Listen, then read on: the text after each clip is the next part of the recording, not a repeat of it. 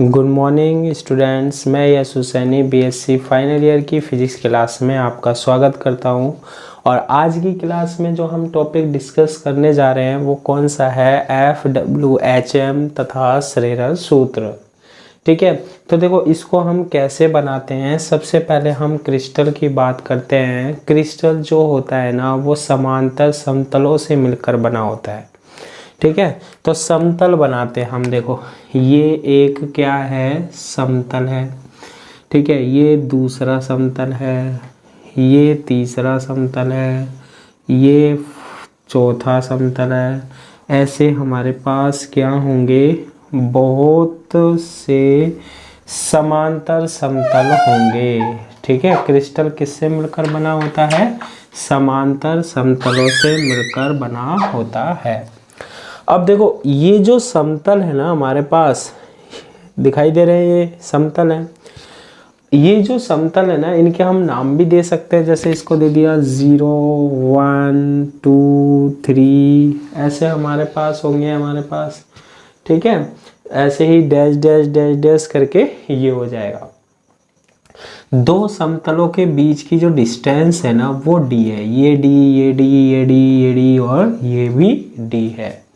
ठीक है, तो क्रिस्टल किससे मिलकर बना होता है, समतलों से। दो समतलों के मध्य की डिस्टेंस यानी दूरी कितनी है हमारे पास, d है। अब क्या करते हैं हम, ये जो समतल है ना, ये जो क्रिस्टल है, इस पर हम एक्स किरणों को क्या करते हैं, डालते हैं। किसको डालते हैं हम, एक्स किरणों को डालते हैं। इन समतलों पर क्या होते हैं, जालक परमाणु होते हैं, पढ़ाई है आपने ना। यहां से हमारे पास एक्स किरण आएगी और ये क्या हो गई, प्रकीर्णित हो गई यानी विवर्तित होकर चली गई। ये हमारे पास क्या आई, एक्स किरण आई, ये विवर्तित होकर चली जाती है। ये आएगी, ये विवर्तित होकर चली जाएगी। ठीक है, अगर हम वन वाले की बात कर रहे हैं, वन वाले की, तो यहाँ से कोई एक्स किरण आई, ये पॉइंट से टकरा कर ऐसे चली गई, तो इसका क्या हो जाता है हमारे पास, विवर्तन हो जाता है हमारे पास। ये हम पहले की क्लास में भी क्या कर चुके हैं, पढ़ चुके हैं। ठीक है, ऐसे ही सारे के, जैसे ये लास्ट वाला है समतल, यहाँ पर आएंगी किरणें, यहाँ से भी क्या होंगी, वो प्रकीर्णित होती है। हर समतल से किरणें क्या होती है, प्रकीर्णित होती है, विवर्तित होती है। इधर ये ऐसे मुड़ के इधर चली गई। जब एक्स किरणों को क्रिस्टल पर डाला जाता है तो एक्स किरण जो होती है ना वो क्रिस्टल के प्रत्येक समतल के द्वारा क्या होगी, प्रकीर्णित होती है, विवर्तित होती है, विवर्तित हो रही है। अब विवर्तित होने की कंडीशन आप यहाँ समझ ला कि ये 0 समतल है और ये 1 समतल है। ये तो कौन सा समतल है, 0, और ये कौन सा समतल है, 1। ठीक है, इनसे जो विवर्तित किरणें यहाँ पर जा रही है, ठीक है, अगर ये हमारे पास उच्चिष्ट की कंडीशन बनाती है, उच्चिष्ट मतलब जहां हमें तीव्रता क्या होती है, दिखाई देती है। ठीक है, विवर्तन प्रतिरूप दिखाई देता है हमें, है ना। जहां पर तीव्रता क्या होती है हमारे पास, दिखाई देती है, यानी कि कौन सा व्यतिकरण होता है वहां पर, समपोषी व्यतिकरण होता है हमारे पास, इंटरफेरेंस होता है हमारे पास, जहां हमें इंटेंसिटी यानी तीव्रता क्या होगी, दिखाई देगी। ठीक है, वो कंडीशन जब समपोषी व्यतिकरण होगा, देखो यहाँ से गई विवर्तित होकर एक किरण, यहाँ से गई विवर्तित होकर एक किरण, ये आ गई और ये आ गई। अब इनसे के कारण जो विवर्तन होगा ना हमारे पास, उसकी उच्चिष्ट की कंडीशन क्या होगी, समपोषी व्यतिकरण की कंडीशन क्या होगी कि ये जो है ना कंडीशन वो ब्रेग समीकरण को फॉलो करती है। और ब्रेग समीकरण क्या होती है, 2d sin थीटा बराबर से n लैम्बडा, यानी कि इनके बीच में समपोषी व्यतिकरण होगा। अगर ऐसा हो रहा है तो वो कौन सी इक्वेशन को फॉलो करेगी, ब्रेग इक्वेशन को फॉलो करेगी। ठीक है, ब्रेग समीकरण को फॉलो करेगी। अब देखो जब हमारे पास ये जो विवर्तन प्रतिरूप आ रहा है, यहाँ से क्या आती है, तीव्रता आती है प्रकाश की, इंटेंसिटी आती है हमारे पास। तो हम यहाँ पर क्या करके देखते हैं, ग्राफ खींच के देखते हैं। तीव्रता के बीच में क्या खींचते हैं, ग्राफ खींचते हैं। ठीक है, तीव्रता और यहाँ पर क्या होगा, एंगल होगा। ठीक है, तो हम क्या देखते हैं कि एक तो हम प्रैक्टिकली करके देखते हैं, एक तो क्या देखते हैं, प्रैक्टिकली करके देखते हैं, और एक थ्योरेटिकल करके देखते हैं। ठीक है, प्रायोगिक और क्या, सैद्धांतिक। जब हम यहाँ पर सैद्धांतिक देखते हैं, जब हम यहाँ पर सैद्धांतिक देखते हैं तो हमें क्या कहते हैं कि एक निश्चित बिंदु पर तीव्रता कैसी दिखाई देती है, अधिकतम दिखाई देती है। विवर्तन कहाँ दिखाई देता है, एक निश्चित कोण पर, that is called 2 theta angle. अगर कोई प्रकाश की किरण आ रही है, यानी एक्स किरण थीटा कोण पर आ रही है, तो मैंने कल भी बताया था थीटा पर आ रही है, तो विवर्तित कितने कोण पर होगी, 2 थीटा कोण पर। और 2 थीटा कोण पर क्या दिखाई देती है, तीव्रता अधिकतम दिखाई देती है, मैक्सिमम दिखाई देती है इंटेंसिटी। वहां प्रकाश दिखाई देता है एक्स किरणों का हमारे पास। ये तो हमारे पास कैसा है, सैद्धांतिक होता है। ठीक है, ये तो क्या होता है हमारे पास, सैद्धांतिक, थ्योरेटिकली ये होता है।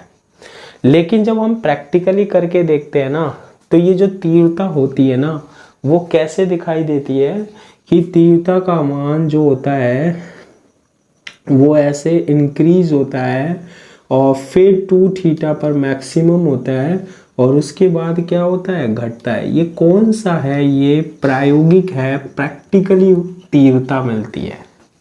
ठीक है, फिर के सुनना ध्यान से, जो हमारे पास यहाँ से ये जो हमारे पास जा रही है विवर्तित एक्स किरणें, ठीक है, इनका हम प्रतिरूप प्राप्त करते हैं कहाँ पर, जैसे फोटोग्राफिक प्लेट पर या कहीं पर, है ना।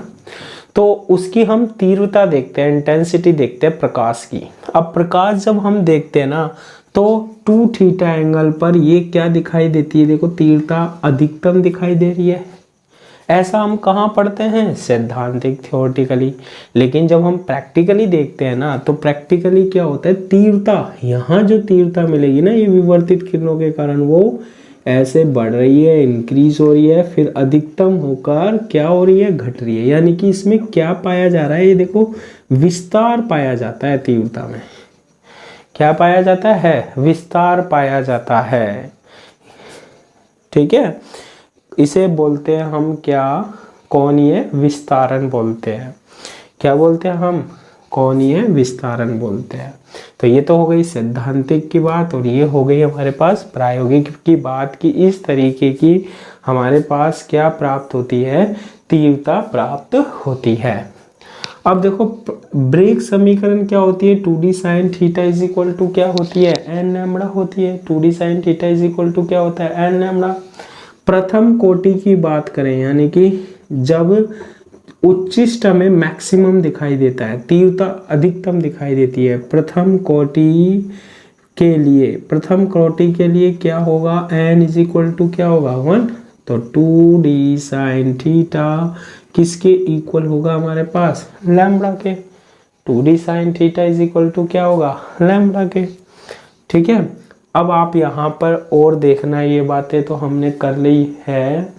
ठीक है, ये जो क्रिस्टल है ना, ये जो क्रिस्टल है 0 से लेकर यहाँ तक, इस क्रिस्टल की जो मोटाई है ना, वो मैंने कितनी मान ली, t मान ली। क्रिस्टल की मोटाई कितनी मान ली हमने, ये चौड़ाई कितनी मान ली हमने, t मान ली। t क्या है, t क्या है, क्रिस्टल की विड्थ है, क्रिस्टल की क्या है, चौड़ाई है। क्रिस्टल की क्या है, चौड़ाई है t। ठीक है, और समतलों के मध्य अंतराल स्मॉल d क्या है, स्मॉल d क्या है, समतलों के मध्य अंतराल है। समतलों के मध्य क्या है, अंतराल है। अब आगे सुनना आप, समतलों के मध्य क्या है, अंतराल है। अब आगे सुनना आप, क्या कि ये जो हमारे पास ये d है, ये क्या है, d है, ये कितनी है, ये एक प्लेन हो गया, 1 2, एक कितनी हो गई d, फिर ये दूरी भी कितनी है d, फिर ये दूरी भी, 2 समतलों के बीच की दूरी कितनी है d, फिर ये 2 समतलों के बीच की दूरी भी d, फिर ये 2 समतलों के बीच की दूरी भी d है। तो अगर हम पूरी की पूरी ये t की वैल्यू ज्ञात करें तो कितनी होगी, D, 2D, 3D, 4D, 5D। T की वैल्यू जो होगी ना हमारे पास वो कितनी होगी, 5D होगी या नहीं होगी, इतनी चौड़ाई होगी क्रिस्टल की। ठीक है, तो मैं ये मान रहा हूं कि माना जो हमारे पास जालक है, यहाँ तो कितने माने, 1 2 3 4 5, माना जालक जो समतल है ना, माना जालक समतल कितने हैं, m है, तो बताओ क्रिस्टल की चौड़ाई कितनी होगी, क्रिस्टल की चौड़ाई जो होगी वो कितनी होगी, t बराबर क्या, m d से गुना कर देंगे हम। m जितने जालक होंगे ना, जालक समतल होंगे, उससे गुना कर दो ऐसे dd से, वो क्या आ जाएगी हमारे पास, क्रिस्टल की क्या आ जाएगी, चौड़ाई आ जाएगी। तो t की वैल्यू कितनी आ गई हमारे पास, md आ गई। ठीक है, तो इस तरीके से हम कुछ छोटा सा डेरिवेशन बना लेते हैं, क्या निकालने के लिए, FWHM यानी कि क्या, शेरर सूत्र बनाने के लिए। अब देखो इसमें आगे क्या कर सकते हैं, ये 2D sine theta is equal to क्या है, लैम्बडा है, इसको इक्वेशन देना चाहो तो दे दो, नहीं देना चाहो तो मत दो। इसको हम m से क्या कर देते हैं, मल्टीप्लाई कर देते हैं। m क्या है, m जो है ना हमारे पास वो क्या है, कितने जालक समतल है हमारे पास, लेटेसी प्लेन है ना, तो इसको हमने क्या किया, मल्टीप्लाई किया m से इस इक्वेशन 1 को, तो हमारे पास देखो इसको मैं पहले लिख लेता हूँ, ये बन जाएगा m lambda is equal to, ये बनेगा 2md क्या, साइन थीटा, m लैम्बडा बराबर से 2md साइन थीटा, तो m lambda is equal to 2 m into d को क्या लिख सकते हैं, t क्या है, क्रिस्टल की मोटाई है, चौड़ाई है, m लैम्बडा बराबर से क्या आ जाएगा, 2t साइन थीटा आ जाएगा। ठीक है, अब हम यहाँ पर देख रहे हैं क्या, कि m वे कोटि के विवर्तन के लिए, यानी कि जो हमारे पास m जालक है ना, उसके सभी जो हमारे पास m क्या है, m है हमारे पास समतल, m क्या है, समतलों की संख्या, अगर उनसे सभी से क्या हो रहा है, विवर्तन हो रहा है, तो उस स्थिति में हम क्या करेंगे, देखना समझना इसको है ना, इस कंडीशन को निकालने के लिए थीटा के सापेक्ष अवकलन कर देंगे, डिफरेंशियल कर देंगे हम, क्योंकि देखो ये जो हमारे पास सैद्धांतिक आया था वो तो ये आया था, प्रैक्टिकली ये भी तो प्रूव करना है। देखो ये तो फिक्स 2 थीटा पर आया था, जबकि यहाँ देखो विस्तार पाया जाता है, यहाँ थीटा से लेकर यहाँ तक इतना विस्तार प्रैक्टिकली में देखा जाता है तीव्रता में, जबकि यहाँ 2 थीटा पर ही तीव्रता क्या है, सैद्धांतिक में अधिकतम। तो हम प्रायोगिक को प्रूव करना चाह रहे हैं ना, इसलिए हमने इसको थीटा के सापेक्ष अवकलन कर दिया। थीटा वेरी कर रहा है नहीं कर रहा, देखो कर रहा है, किसमें, प्रैक्टिकली में, प्रायोगिक में, यानी थीटा का मान चेंज हो रहा है या नहीं हो रहा है देखो यहाँ से, लेकिन 2 थीटा पर मैक्सिमम मिलता है हमेशा, क्योंकि विवर्तन कोण कितना होता है, अगर कोई प्रकाश की किरण या एक्स किरण थीटा कोण पर आती है तो विवर्तित कितने कोण पर होती है, वो 2 थीटा पर। तो थीटा के रिस्पेक्ट में इसका अवकलन कर दो, देखो m लैम्बडा क्या हो गया 0, इसका करेंगे 2t साइन थीटा का, तो 2t साइन थीटा का करो क्या होगा, कोस थीटा और डी थीटा प्लस, अब रखोगे देखो 2, इसके बाद अब साइन थीटा को कांस्टेंट रख दो, अब किसका करोगे, t का, तो t का डिफरेंशियल क्या हो जाएगा, dt, ये तो जानते ही हो, 2t साइन थीटा का करा cos theta D theta plus फिर 2 साइन थीटा t का करोगे तो क्या होगा, dt हो जाएगा। t के रिस्पेक्ट में कर दो आप, ये इक्वेशन बन जाएगी आपके पास है ना।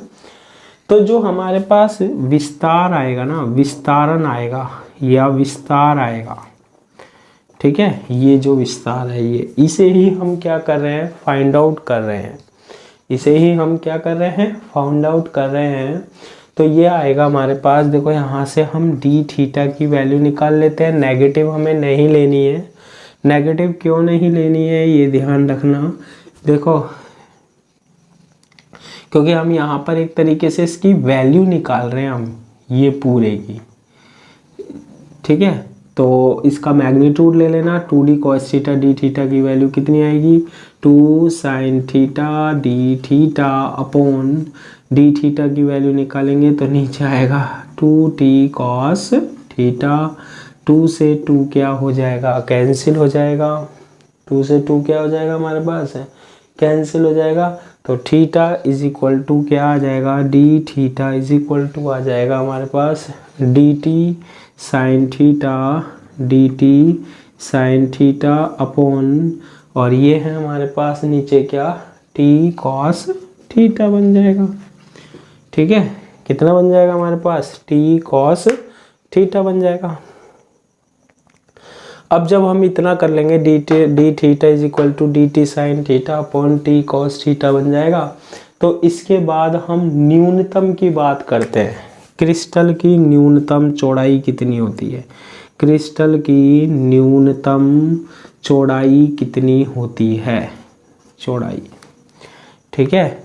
अब देखो ये समतलों से मिलकर बना होता था, टोटल चौड़ाई कितनी है हमारे पास, टी है, ये बीच की डी, ये भी डी, ये भी डी, ये भी डी, ये भी डी, तो न्यूनतम कितना होगा, केवल एक डी ही होगा।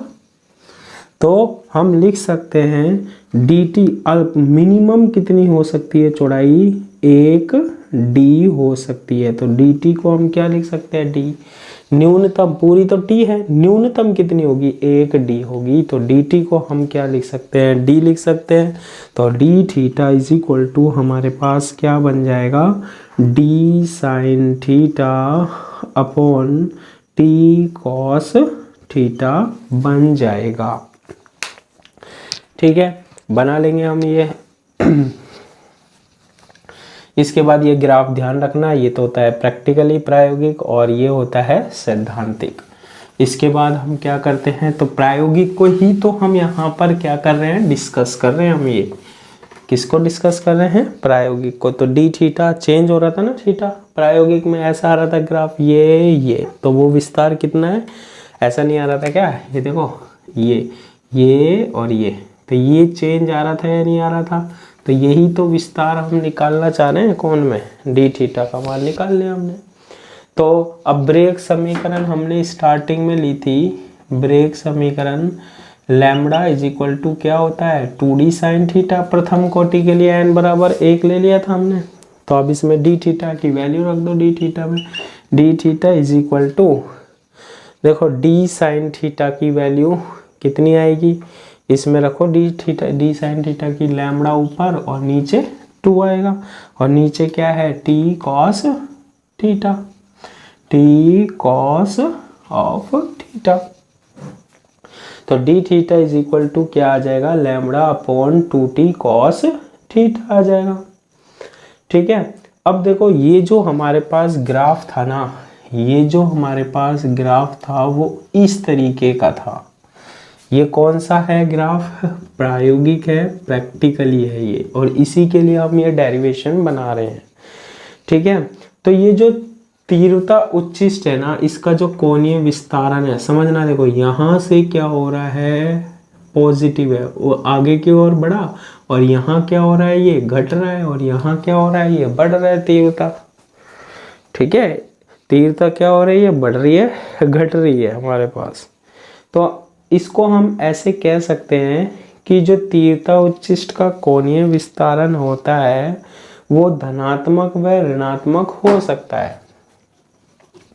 तीव्रता उच्चिष्ट एरिया, तीव्रता उच्चिष्ट का कोणीय विस्तारण यानी डी थीटा जो है, विस्तारण धनात्मक व ऋणात्मक हो सकता है, ठीक है।